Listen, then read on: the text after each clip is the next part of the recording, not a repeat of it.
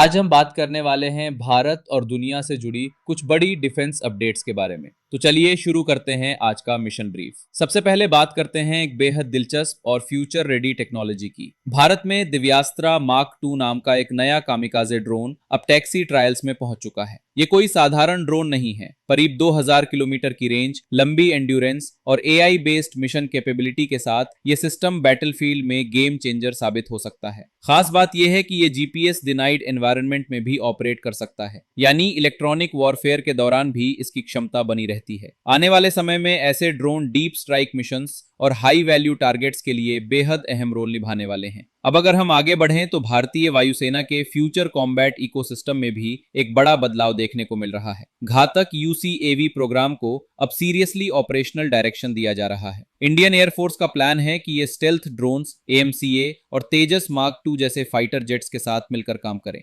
यानी आने वाले समय में हम मैन्ड अनमैन्ड टीमिंग का एक नया युग देखेंगे, जहां एक पायलट कंट्रोल्ड फाइटर जेट के साथ कई यूसीएवीज मिलकर कोऑर्डिनेटेड मिशन एग्जीक्यूट करेंगे। इससे रिस्क कम होगा और स्ट्राइक कैपेबिलिटी कई गुना बढ़ जाएगी। इसी के साथ एक और महत्वपूर्ण अपडेट आता है एवियोनिक्स सेक्टर से। डेटा पैटर्न्स जैसी भारतीय कंपनी एलसीए मार्क 2 के लिए स्मार्ट कॉकपिट, एडवांस्ड एवियोनिक्स और सेंसर सिस्टम्स पर काम कर रही है। इसका मतलब यह है कि आने वाले भारतीय फाइटर जेट्स सिर्फ हथियारों में ही नहीं बल्कि डिसीजन मेकिंग और सिचुएशनल अवेयरनेस में भी बेहद एडवांस्ड होंगे। ये सिस्टम्स पायलट्स को रियल टाइम डेटा देंगे, जिससे बैटलफील्ड में रिस्पॉन्स टाइम और एक्यूरेसी दोनों बेहतर होंगे। अब बात करते हैं एएमसीए प्रोग्राम की, जहां स्टेल्थ कैपेबिलिटी को और मजबूत करने के लिए एडीए स्टेल्थ ड्रॉप टैंक्स पर काम कर रहा है। आमतौर पर एक्सटर्नल फ्यूल टैंक्स एयरक्राफ्ट की स्टेल्थ को कम कर देते हैं, लेकिन इस नए डिजाइन का उद्देश्य है रेंज बढ़ाना बिना रेडार सिग्नेचर को ज्यादा बढ़ाए। यानी फ्यूचर इंडियन स्टेल्थ फाइटर्स लंबी दूरी तक बिना डिटेक्ट हुए मिशन कर सकेंगे, जो कि मॉडर्न वॉरफेयर में बेहद क्रिटिकल है। अब अगर हम एयर डिफेंस की तरफ देखें तो एक बड़ी खबर रूस से भी आ रही है।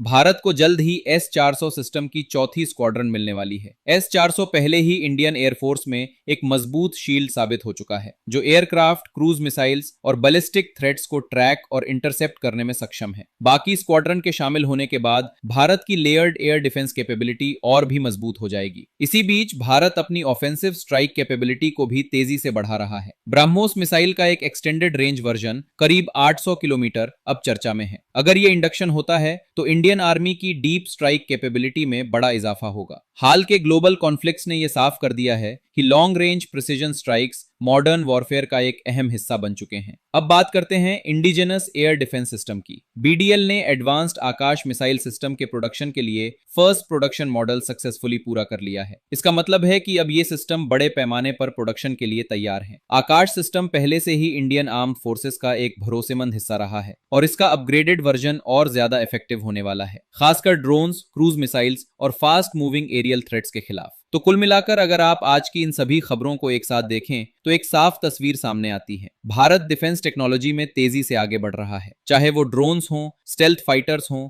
मिसाइल सिस्टम्स हों या एडवांस्ड एवियोनिक्स। हर क्षेत्र में मॉडर्नाइजेशन और सेल्फ रिलायंस पर जोर दिया जा रहा है। यही था आज का मिशन ब्रीफ। अगर आपको ये वीडियो इंफॉर्मेटिव लगा हो तो लाइक जरूर करें, अपने थॉट्स कमेंट में बताएं और ऐसे ही डिफेंस अपडेट्स के लिए इस वीडियो को शेयर करना ना भूलें। मिलते हैं अगले अपडेट में।